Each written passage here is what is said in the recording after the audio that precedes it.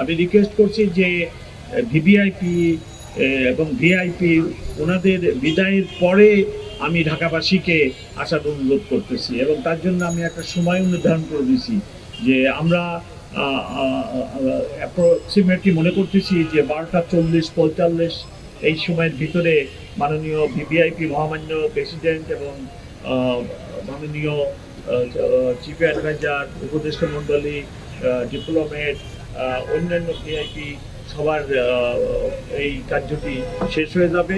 তারপরে জনসংযোগের জন্য উন্মুক্ত করা হবে।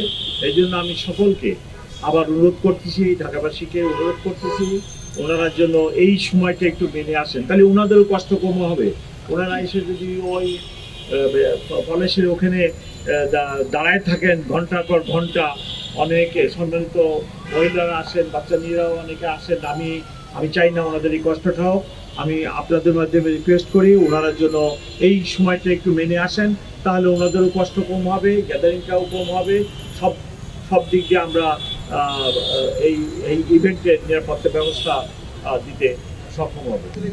আপনার একটা জিনিস বুঝতে হবে যে যেনারা যে সমস্ত শীর্ষ সন্ত্রাসী জামিনে আছে তাদের এরিয়া অফ ক্রাইম বা এরিয়া অফ অপারেশন এক জিনিস, আর শহীদ মিনারের পুষ্পমাল্য অর্পণ ভিন্ন জিনিস। এখানে তো তাদের কোনো ইন্টারেস্ট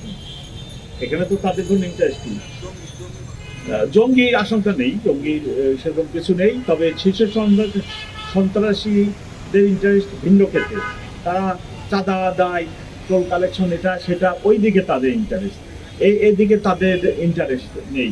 তো সেই দৃষ্টি থেকে আমি বলতে পারি যে তাদের এখানে তো কোনো অপারেশন বা ওইরকম ইন্টারেস্ট নেই, সেটা তারা এখানে আমি মনে করি না। এবং তারা যারা বাইরে আছে আমরা জানি, তাদেরকেও আমরা চেস করতেছি, তারা কনফেশনের ভিতরেই আছে, একেবারে যে তারা ফ্রি অপারেশন বা ফ্রি কিছু করতে পারছে এমনটি নয়।